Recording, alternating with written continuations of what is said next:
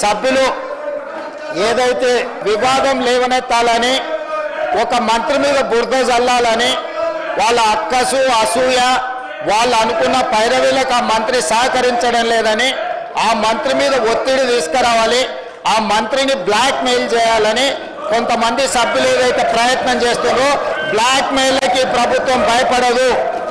ఇలాంటి బ్లాక్ మెయిల్లు ఇంకెక్కడైనా జరుగుతాయేమో కానీ ఈ ప్రభుత్వం దగ్గర జరగదు. నేరెళ్లలో ఇసుక బాధితులు దళితులను లారీ ఎక్కించి తొక్కిచ్చి చంపి అక్రమ ఇసుక రవాణా చేసిన సంతోష్ రావు వాళ్ళ తండ్రి రవీందర్ రావు గారికి సంబంధించిన నేరెళ్ల ఇసుక మాఫియా మీద విచారణ చేయడానికి మా ప్రభుత్వం సిద్ధంగా ఉంది. శిరీష జియో గ్రానైట్స్ ఆంధ్రప్రదేశ్ కు సంబంధించిన ఒక ఎక్స్ ఎమ్మెల్యేను బెదిరించి మైనింగ్ శాఖ మంత్రిగా పనిచేసిన వ్యక్తి వాళ్ళ మైనింగ్ లీజు రాపించుకొని అక్రమంగా మైనింగ్ చేసిండు. దీనికి సంబంధించిన దాని మీద విచారణ మిడ్ వెస్ట్ గ్రానైట్స్ కు సంబంధించి ఈ రోజు రెవెన్యూ మంత్రి గారిని బ్లాక్ మెయిల్ చేయాలని ప్రయత్నం చేస్తున్న ఏ శాసనసభ్యుడైతున్నాడో వాళ్ళ తమ్ముడి పేరు మీద ఇల్లీగల్ గా మైనింగ్ చేసుకొని వారి దగ్గర మైనింగ్ శాఖ ఉన్నప్పుడు ఏదైతే దోపిడీ జరిగిందో మిడ్ వెస్ట్ గ్రానైట్స్ మీద విచారణకు ఆదేశిస్తాం అధ్యక్ష.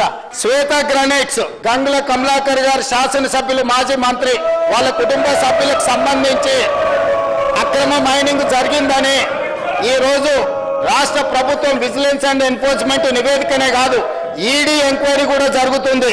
గాయత్రి గ్రానైట్స్ అక్రమంగా గాయత్రి రవి గ్రానైట్స్ ఏదైతే రాపించుకుందో రాజ్యసభ సభ్యుడు వద్దిరాజు రవిచంద్రకు సంబంధించిన అక్రమ మైనింగ్ల మీద ఈ రోజు విచారణ వేయడానికి మేము సిద్ధంగా ఉన్నాము అధ్యక్ష.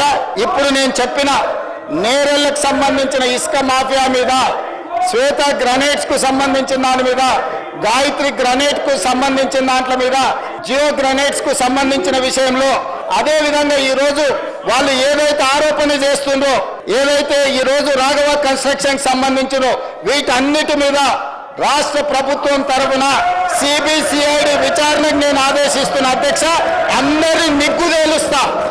5 ఏళ్లు హరీష్ రావు గారు, 5 ఏళ్లు కేటీఆర్ గారు ఈ శాఖ నిర్వహించి వేల కోట్ల రూపాయలు కొల్లగొట్టి ఈ దోపిడీకి పాల్పడి ఈ మాఫియాకు నాయకత్వం వహించింది హరీష్ రావు గారు, కేటీఆర్ గారు. జూన్ 2, 2014 నుంచి ఈ రోజు వరకు ఇచ్చిన మైనింగ్ లీజుల మీద జరిగిన అక్రమాల మీద దీనికి సంబంధించి పూర్తి స్థాయిలో మన సిబిసిఐడి విచారణ చేసి ఇదే సభ వచ్చే సమావేశాలలో నివేదిక మొత్తం ఈ సభలో ప్రవేశపెడతాం అధ్యక్ష.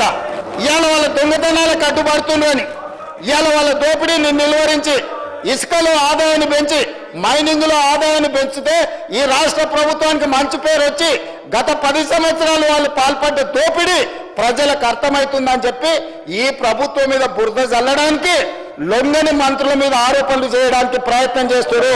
మీరు ఏం బురద జల్లినా ఇక్కడ భయపడ్డాడు ఎవరు లేడు. ఇవాళ మీరు మాట్లాడుతున్న ఈ నోటీస్ మేమిచ్చింది, ఆదాయం మేం రాబట్టింది, మీరేం కనిపెట్టలే, మీరేం ఫిర్యాదు చేయలే. ఆ కంపెనీలో మంత్రి గారికి కానీ మంత్రి గారి కుటుంబానికి సంబంధం లేదని ఆ మంత్రి గారు గతంలోనే చెప్పిండు. వీళ్ళు నిజ నిర్ధారణ కమిటీ అని అక్కడికి వెళ్ళి వీరంగం చేసిండ్రు. అప్పుడే ఆ మంత్రి గారు స్పష్టంగా నాకు నా కుటుంబానికి సంబంధం లేదు అని చెప్పిండు.